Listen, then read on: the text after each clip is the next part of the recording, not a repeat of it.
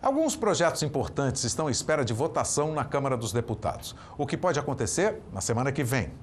Bom, como o Código Eleitoral, a reforma do imposto de renda e o pagamento de precatórios. Vamos até Brasília com o nosso comentarista de Política e Economia, Ricardo Caldas. Desses 3 projetos aí, professor, qual tem mais chances de andar? Boa tarde. Boa tarde, Braga. Boa tarde a todos que estão nos assistindo. Com certeza, eu diria que o Código Eleitoral tem mais chance, né? Já há uma previsão de votação para a próxima quinta-feira, pelo próprio presidente da Casa, né? E o texto está bastante, vamos dizer assim, amadurecido, embora esteja havendo nesse momento uma última rodada de negociações, mas os partidos, os líderes partidários estão mais ou menos de acordo com esse texto resultante. Muito embora ele ainda mantenha alguns pontos polêmicos. Essa reforma do imposto de renda não tem acordo, não tem consenso, né, professor? Está parado lá no plenário e deve ficar mais um pouco, né?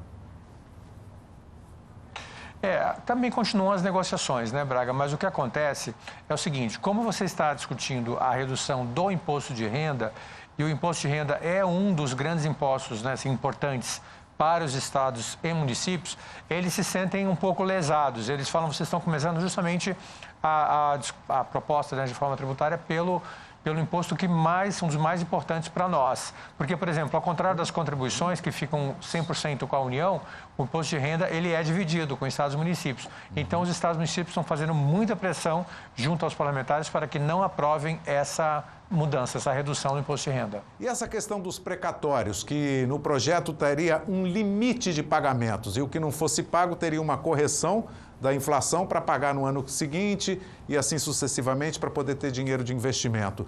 Esse me parece que seria uma coisa mais lógica e mais fácil de ser votada, aprovada. Qual que é a sua análise, hein, professor? Eu concordo com você, ela seria assim, Braga, se não fosse uma PEC. O problema é que é uma PEC, a PEC 23 de 2021, então com isso o número de votos necessários para que ela seja aprovada, então aumenta. E aí resta saber se governo e oposição, né, se os líderes partidários vão fechar um acordo nesse ponto. Da maneira que está, não há dúvida que ela é muito boa para o país e para a questão orçamentária, já que ela pega os grandes precatórios, né, lembrando, né, para o nosso telespectador que o precatório é o pagamento de uma quantia devida pelo Estado, né, pelo governo, a um contribuinte já em decisão final jurídica, né, já com trânsito em julgado. Então, a ideia é que esses precatórios maiores sejam distribuídos ao longo do tempo e o Estado pagaria os precatórios pequenos, chamados moderados, né? Perfeito. Que vão até, no máximo, alguns casos, 40 salários mínimos, outros 60 salários mínimos. Ok, vamos ver o que vem 60 então. salários mínimos. 60. Vamos ver o que vem por aí pela frente. Professor, obrigado, bom fim de semana. Segunda-feira a gente conversa mais um pouquinho. Um abraço.